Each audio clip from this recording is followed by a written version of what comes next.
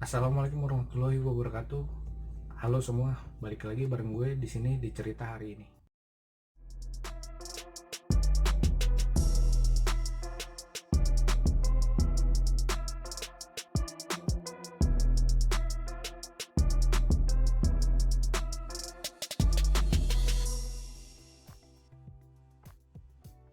Di dua episode sebelumnya, gue ngebahas fakta tentang Palestina. Nah, sekarang giliran sedikit membahas dalemannya Israel, yang jarang banget orang bicarain. Kali ini kita akan membahas Beta Israel, orang Yahudi dari tanah Afrika. Setiap kita membicarakan kata Yahudi atau Israel, biasanya kita membayangkan sosok tinggi besar, berhidung mancung, dan bermata biru. Ada ciri fisik tertentu yang menjadi simbol identitas mereka. Penyebabnya banyak orang menganggap mereka adalah ras khusus, istimewa, dan terjaga. Sebetulnya nggak sesederhana itu. Di negara Israel sendiri ada macam-macam ras yang tinggal di sana. Salah satunya dikenal sebagai Beta Israel. Mereka adalah komunitas Yahudi yang berasal dari Afrika, yang kebanyakan dari Ethiopia.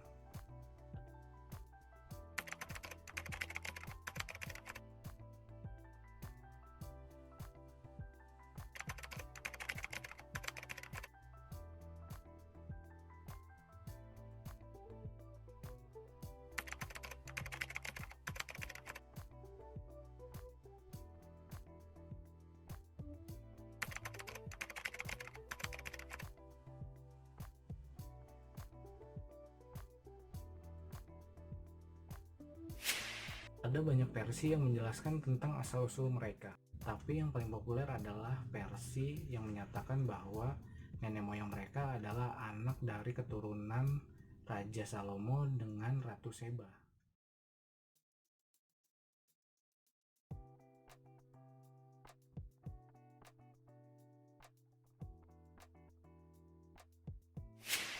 Bergenerasi-generasi mereka tinggal di Ethiopia, mewarisi kerajaan di sana sampai raja terakhir mereka, Haile Selassie, digulingkan tahun 1974. Buat penggemar reggae, nama Haile Selassie mungkin sangat familiar karena merupakan idolanya dari Bob Marley dan nabinya kaum Rastafari.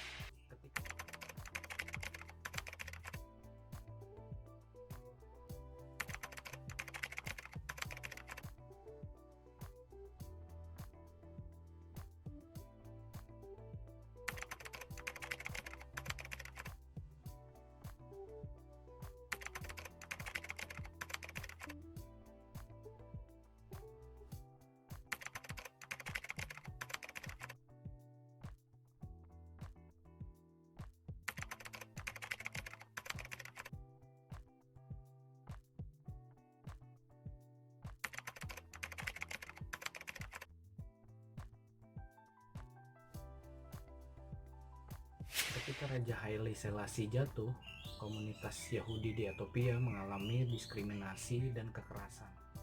Agama Yahudi dan bahasa Ibrani dilarang dipraktekkan di sana. Negara Israel sedang melaksanakan proyek pulang kampung. Lalu melalui Operasi Salomo, membawa belasan ribu orang Yahudi Ethiopia ke tanah Israel yang ada di Timur Tengah. Operasi tersebut dilakukan hanya dalam waktu kurang dari 2 hari. Ada sekitar 35 pesawat bolak-balik Israel Ethiopia non-stop selama 36 jam. Beberapa pesawat bahkan mengangkut dalam jumlah yang agak nekat, yakni 1088 orang sekali angkut. Setelah mereka sampai di tanah yang diyakini sebagai tanah yang dijanjikan, rupanya nasib buruk tidak sepenuhnya hilang. Warna kulit mengikuti kemanapun mereka pergi. Tidak semua orang Israel percaya bahwa di antara ras Yahudi ada orang-orang yang berkulit hitam. Akibatnya banyak praktek diskriminasi terhadap mereka. Misalnya di era 90-an, otoritas Israel diam-diam membuang donor darah dari orang Ethiopia karena dicurigai mengandung virus HIV. Selain itu, tahun 2013 muncul skandal yang menuding ada pemberian suntikan KB diam-diam terhadap wanita keturunan Ethiopia. Tujuannya mengontrol jumlah populasi keturunan Ethiopia yang ada di Israel. Tahun 2016, pemerintah Israel membatasi imigran Yahudi Ethiopia, sementara tetap membuka akses untuk imigran Yahudi Eropa. Tahun 2020 akhirnya pembatasan itu dibatalkan. Sementara mengenai umpatan mirip monyet, sulitnya dapat pekerjaan, serta dicurigai sebagai pelaku kriminal adalah makanan mereka sehari-hari. Tahun 2016, musisi Ethiopia Israel Teddy Negus merilis lagu yang berjudul Handcuff, yang kemudian menjadi anthem gerakan perlawanan komunitas Yahudi kulit hitam melawan diskriminasi. Beberapa bulan sebelum dia merilis lagu, seorang tentara Israel berkulit hitam tiba-tiba saja dipukuli oleh polisi tanpa alasan yang jelas.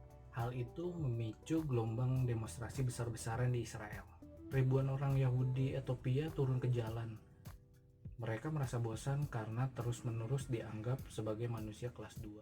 Seorang filmmaker Yahudi Ethiopia, Avishai Zagon, mengatakan bahwa mayoritas orang Israel tidak rasis terhadap mereka. Tetapi masalahnya, mereka selalu diam setiap terjadi kekerasan rasial. Hal itu membuat masalah rasisme di Israel sulit untuk diatasi. Orang kulit hitam Yahudi merasa mereka berjuang sendirian. Oke, tadi sedikit cerita mengenai nasib Yahudi Ethiopia di Israel. Sampai jumpa di episode selanjutnya.